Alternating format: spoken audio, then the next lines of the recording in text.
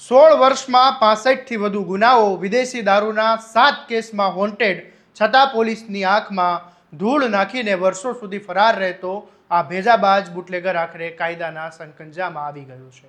માત્ર દારૂની હેરાફેરી જ નહીં, પરંતુ મોબાઈલ એપ્લિકેશનથી બોગસ જીએસટી બિલ બનાવીને પોલીસ અને તંત્રને ગેરમાર્ગે દોરવાની એવી ચાલ ચલતો હતો કે આખું નેટવર્ક જાણીને તમે પણ ચોંકી જશો.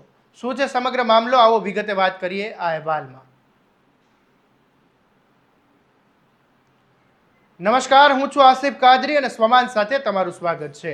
રાજકોટ પોલીસ ક્રાઇમ બ્રાન્ચે લાંબા સમયથી ફરાર અને વિદેશી દારૂના 7 ગુનામાં વોન્ટેડ બુટલેગર યાકુબ મુસા મોટાણીને ઝડપી પાડીને એક મોટા દારૂના નેટવર્કનો પર્દાફાશ કર્યો છે. પોલીસની તપાસમાં સામે આવ્યું કે આરોપી છેલ્લા 4 વર્ષથી દાદરા અને નગર હવેલીમાં ભાડાના મકાનમાં રહીને સમગ્ર નેટવર્ક ચલાવતો હતો. આરોપી ત્યાંની લાયસન્સવાળી વાઇન શોપમાંથી મોટા પ્રમાણમાં વિદેશી દારૂ ખરીદતો હતો અને પછી ટ્રાન્સપોર્ટ મારફતે રાજકોટ સહિત ગુજરાતના વિવિધ વિસ્તારોમાં મોકલતો હતો.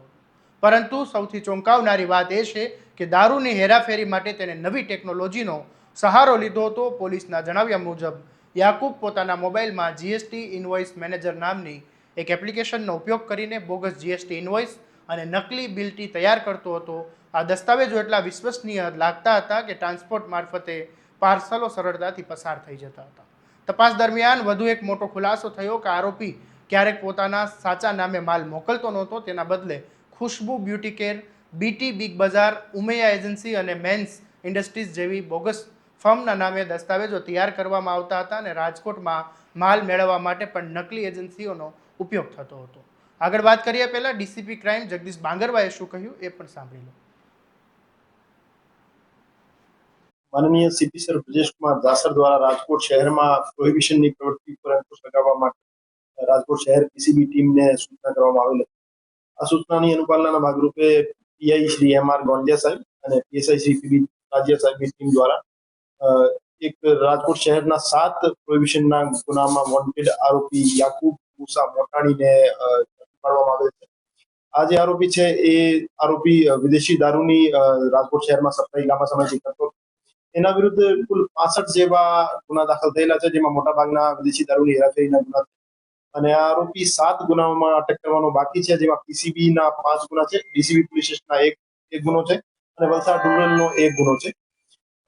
એ જે આરોપી હતો છેલ્લા 4 વર્ષથી દાદરા નગર હવેલી ખાતે ફ્લેટ ભાડે રાખીને રહેતો હતો અને આજુબાજુની વાઇન શોપ જે છે એમાંથી દારૂ ખરીદતો હતો અને દારૂનો જથ્થો ત્યાંથી પાર્સલ કરતો હતો.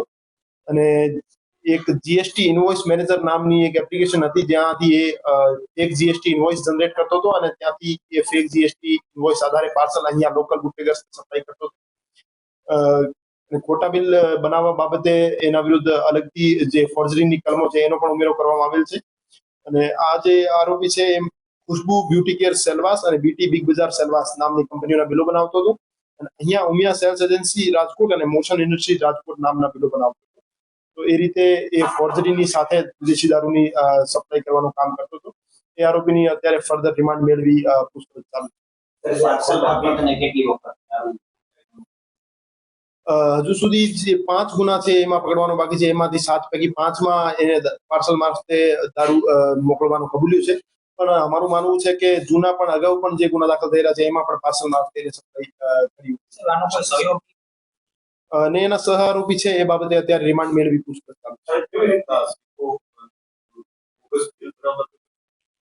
એની પાસે જે રીતે મેં જણાવ્યું કે એક જીએસટી ઇનવોઇસ મેનેજર નામની એપ્લિકેશન હતી મોબાઈલમાં, એના મારફતે ખોટા બિલ જનરેટ કરતો હતો અને એક દાદરા નગર હવેલીની એક પેઢીનું નામ મોકલનાર તરીકે અને રાજકોટ શહેરની એક પેઢીનું નામ માલ સ્વીકારનાર તરીકે નામ નાખતો હતો અને પછી એનો ખોટો ઇનવોઇસ જનરેટ કરી અને પછી પાર્સલ મારફતે અહીંયા કુરિયર મારફતે.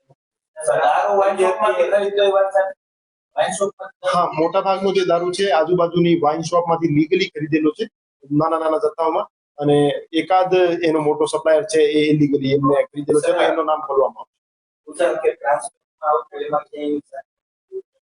કુરિયરમાં એની હજુ સુધી સાઠગાંઠ સામે નહીં આવી, પણ કુરિયરનો જે પ્રોપર સ્ક્રુટની થતી હતી કે કેમ એની ચેકિંગ થતી હતી કે એ બાબતે કોઈ નિષ્કાળજી જણાઈ આવશે તો કુરિયર એજન્સીને પણ એમાં ઇન્વોલ્વ કરવામાં આવશે.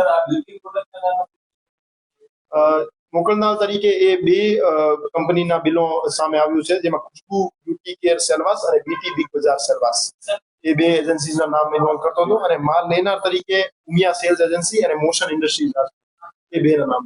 એપ્લિકેશનની વાત સામે આવી છે. એપ્લિકેશન કોને બનાવી?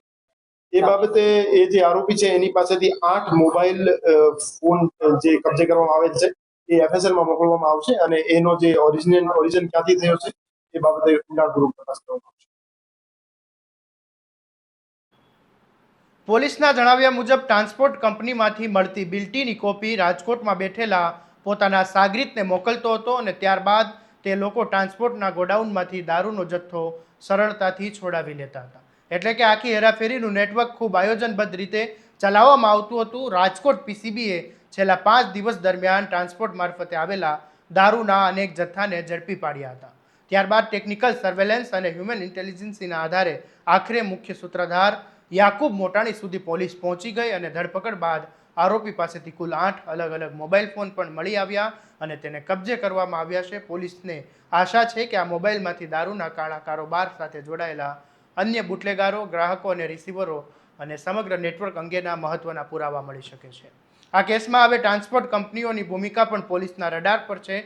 જો તપાસ દરમિયાન કોઈ ટ્રાન્સપોર્ટ સંચાલકની બેદરકારી કે સંડોવણી સામે આવશે તો તેની સામે પણ કાયદેસરની કાર્યવાહી કરવામાં આવશે. હાલ યાકુબ મોટાણીની ધરપકડ બાદ રાજકોટ PCB સમગ્ર નેટવર્કના મૂળ સુધી પહોંચવા માટે પ્રયાસ કરી રહી છે. હવે જોવાનું એ રહેશે કે આ દારૂના કાળા કારોબાર હજુ કેટલા મોટા નામો સામે આવે છે અને આ રેકેટના અન્ય સાગરીતો સુધી પોલીસ ક્યારે પહોંચે છે. આ મામલે તમારું શું કહેવું છે અમને કોમેન્ટ બોક્સમાં જરૂરથી જણાવજો, અને આવા જ દરેક અપડેટ માટે તમારા સ્વમાનને લાઇક, શેર અને સબસ્ક્રાઇબ કરવાનું ભૂલતા નહીં. નમસ્કાર.